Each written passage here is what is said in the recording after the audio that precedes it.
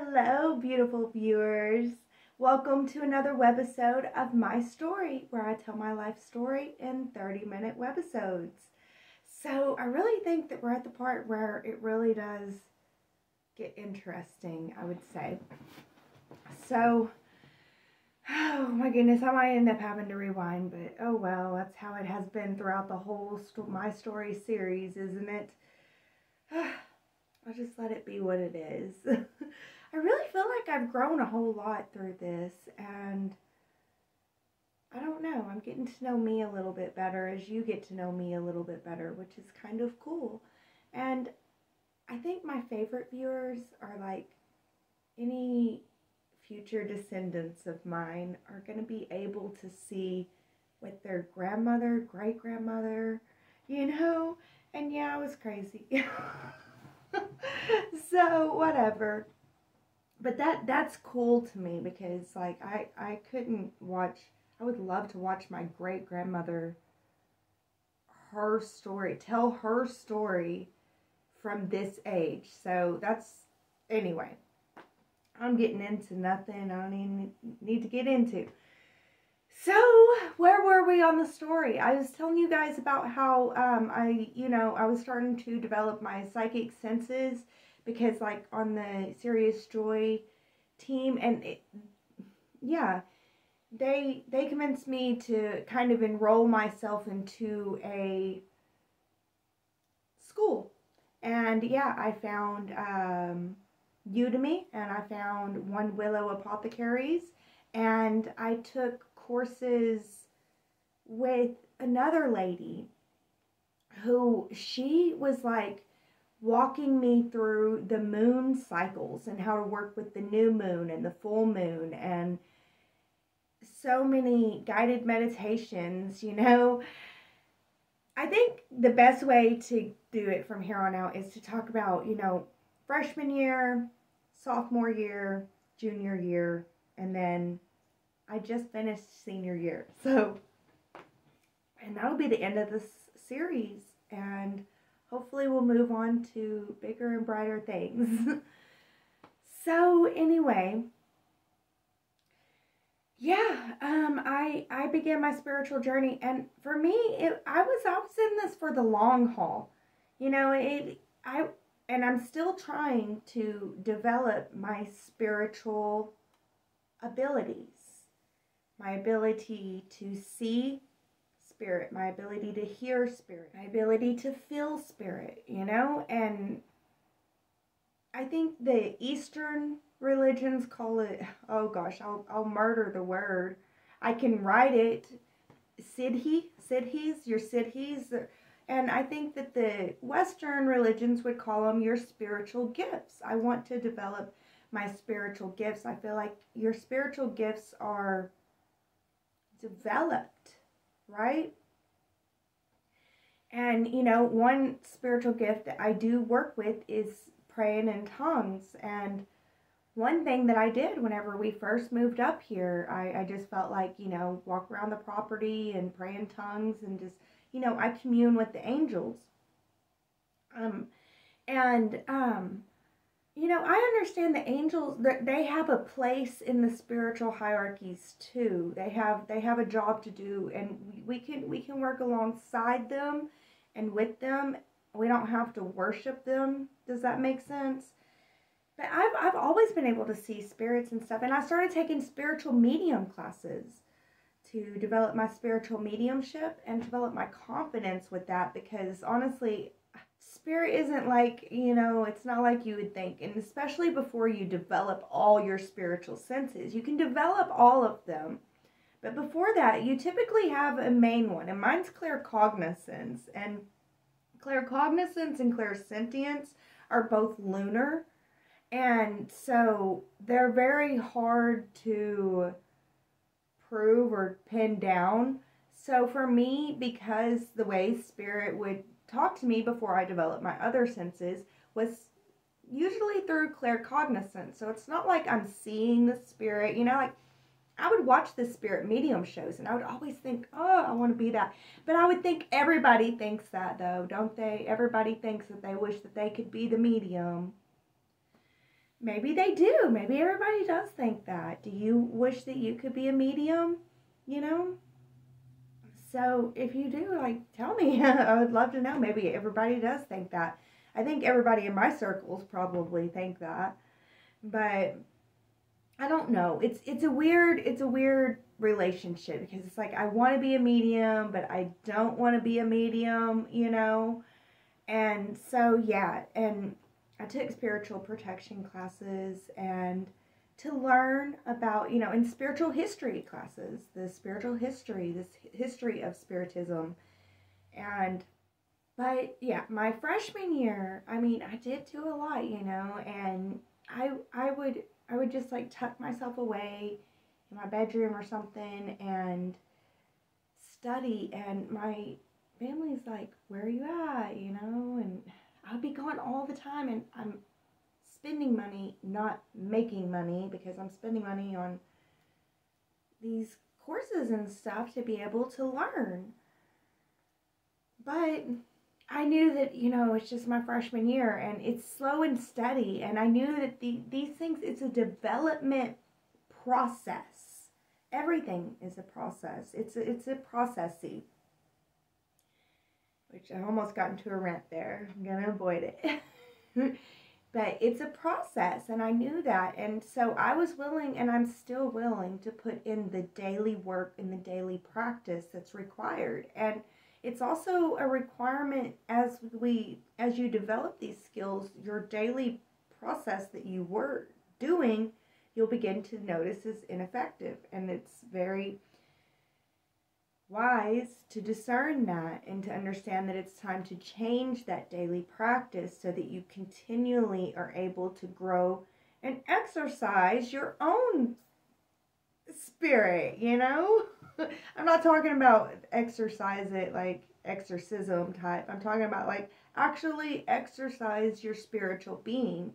I prioritize spiritual exercise over physical exercise. I do understand that physical exercise is still very important. And this was actually the time in my life that I really, really realized that, because basically I was coming up on 40 years old. I was in my late 30s, and my stepmother, or not my stepmother, my mother-in-law, who I loved and adored and I got along with so well, passed away at the age of 40. And as I'm rolling up on the age of 40, 40 doesn't seem so old for sure. It didn't seem so old then. It felt like it was too soon. She was too young. Her granddaughter, my daughter, she was too young. She barely remembers her. And gosh, it breaks my heart, because I know that we would have spent every holiday at her house. She had a son, and of course she did. She also had my husband. She had 2 sons, and I don't know. It was sad. And what she died of was, at that time, you know, and this was pre-COVID days, heart disease, which is one of the #1 killers of women. And it's one of the easiest preventable, because 15 minutes of cardio a day could have prevented it.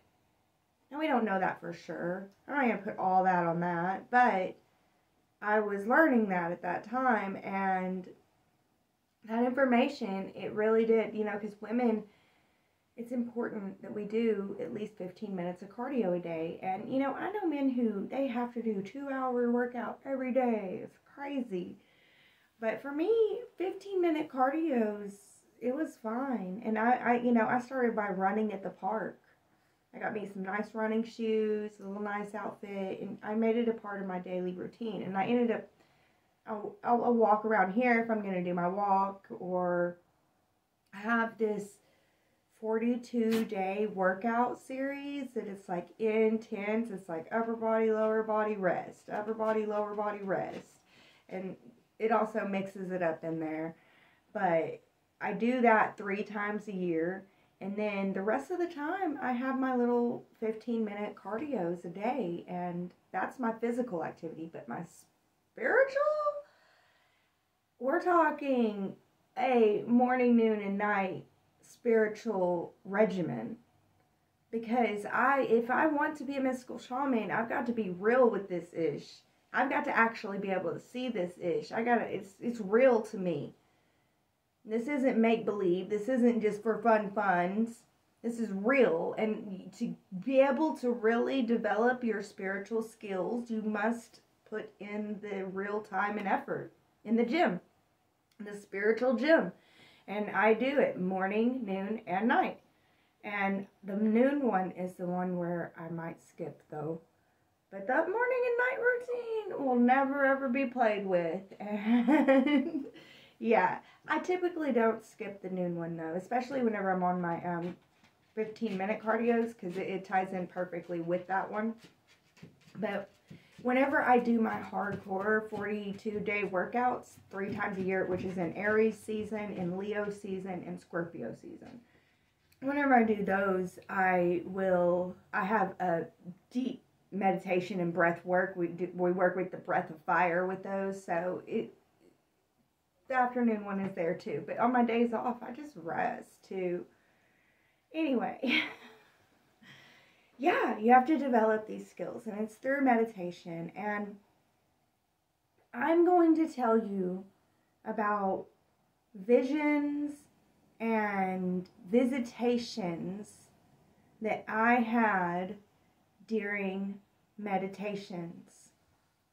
But it is so, so, so important that you understand that I never ever went into these meditations wanting these visions or asking for these visions or wanting these visitations or asking for these visitations.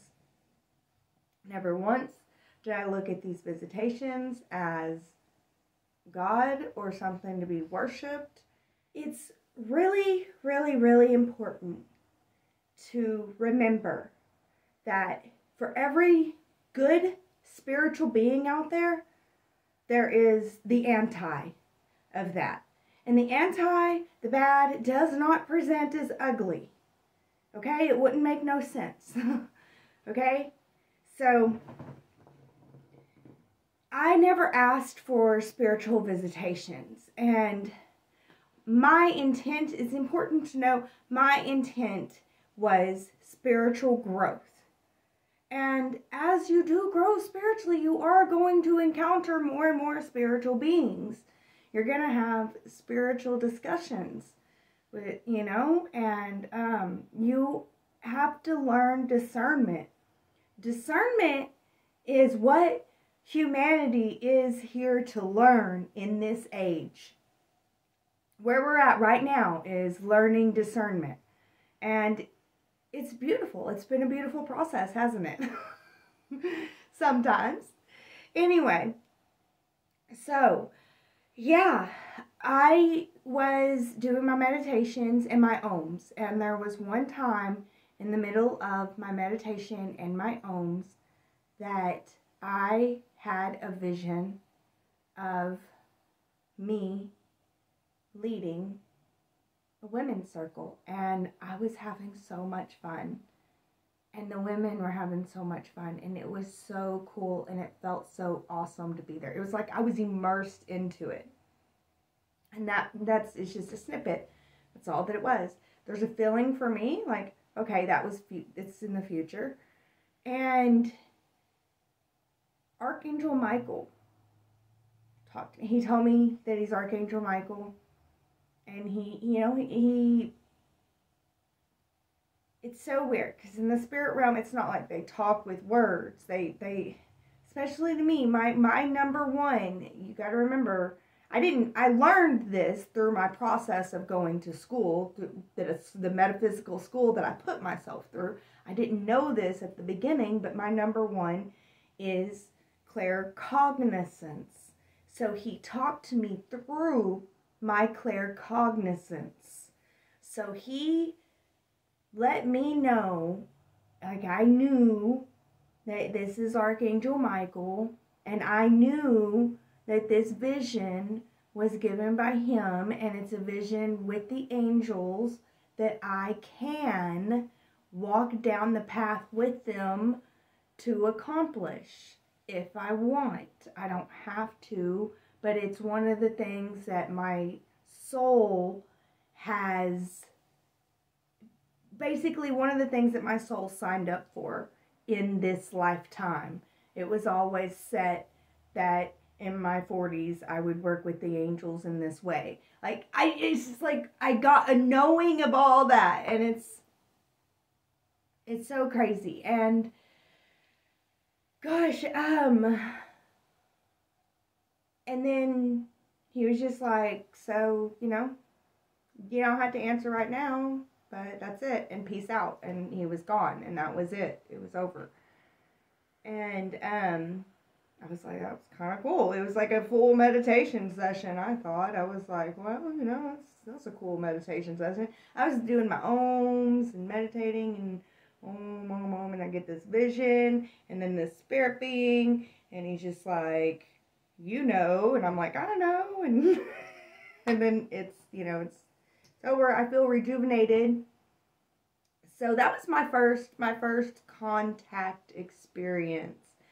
And I also, you know, I took spiritual medium classes, and I was working with the spirits in that way, and it was really surprising, because it's not like things that you fully have control over. Like, you know, I had a beloved member of the family who had passed come and give a message to my daughter, who I had no idea that she was like, do you know about that? I was like, I did not know about nothing. I just felt like this message, and she's like, that's really cool. You know, it's things like that. Like, it's not it's like,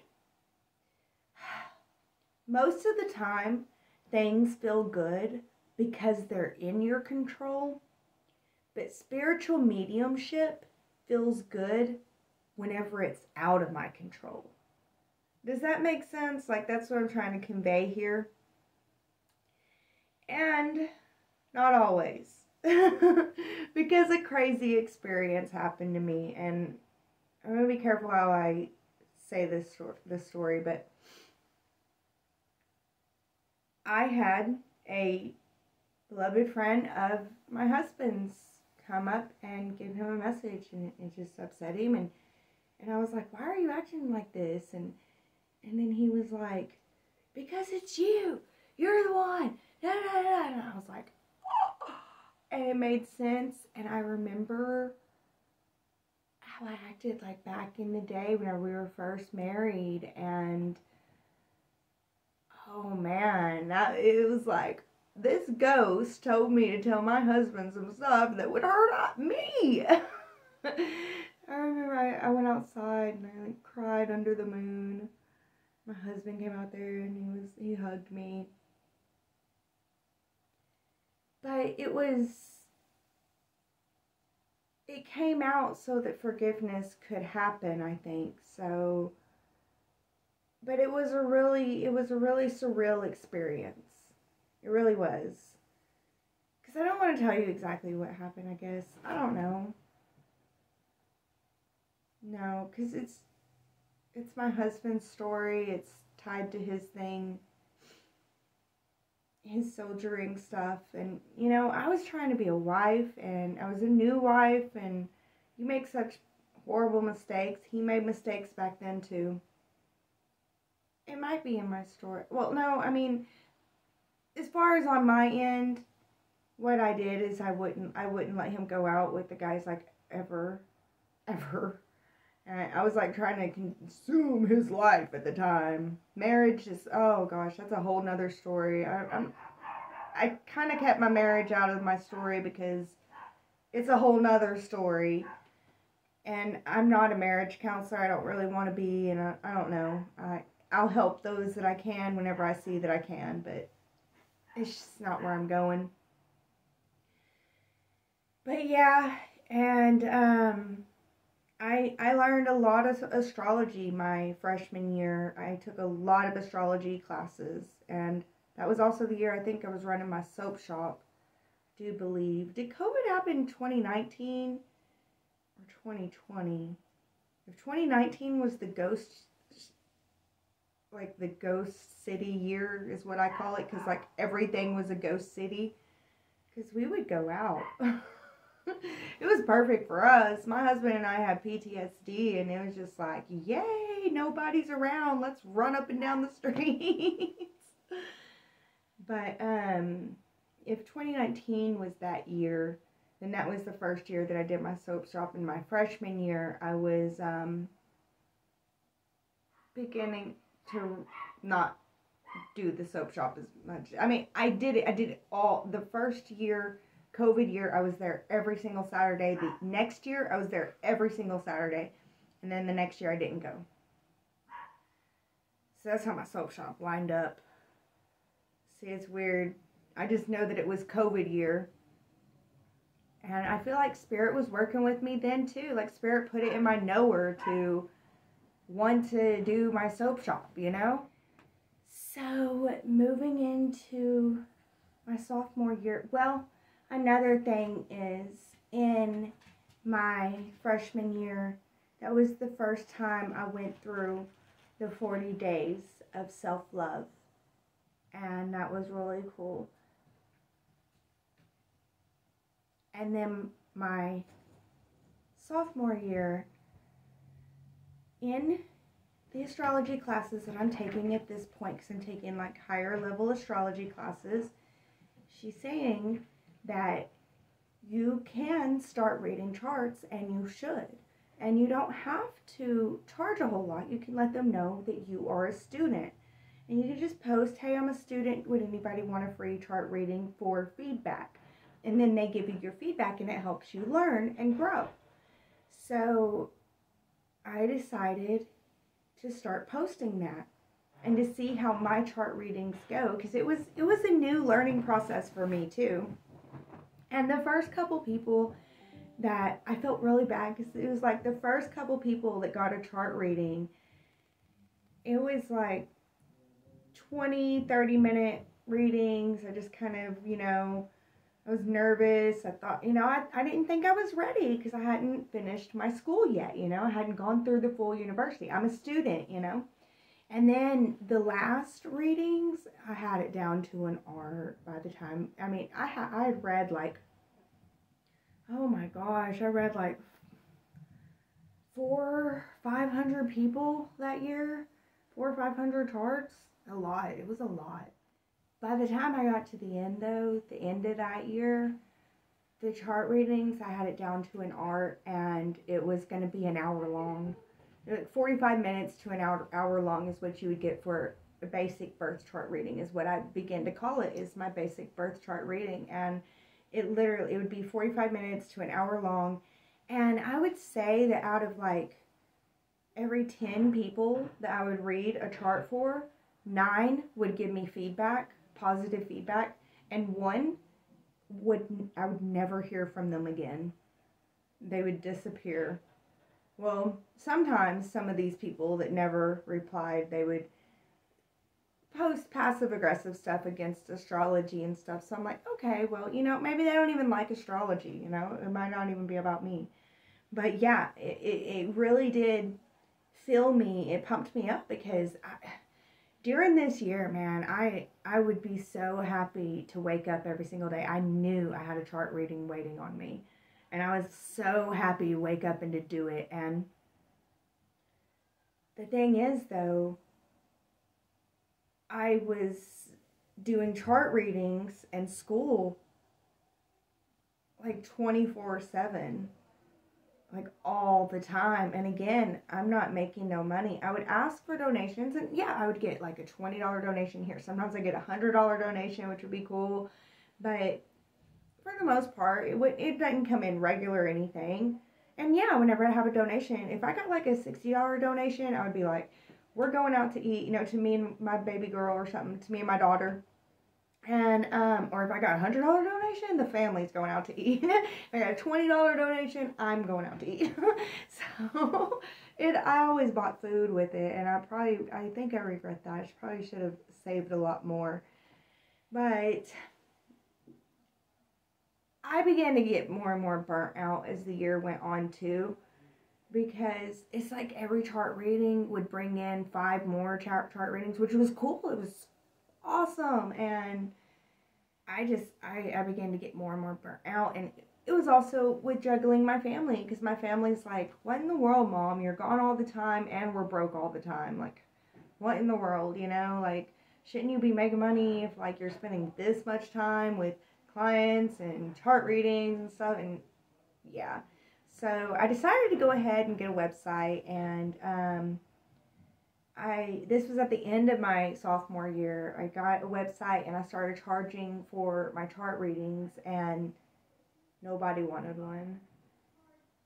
Nobody wants a chart reading if you have to pay for it, I guess. Back then, that's how it was. So it was crazy. And yeah, I didn't sell one chart reading on that site. A couple times I put, if you go onto my site and put in this code, then I'll give you a free chart reading, and I was able to do some free chart readings that way.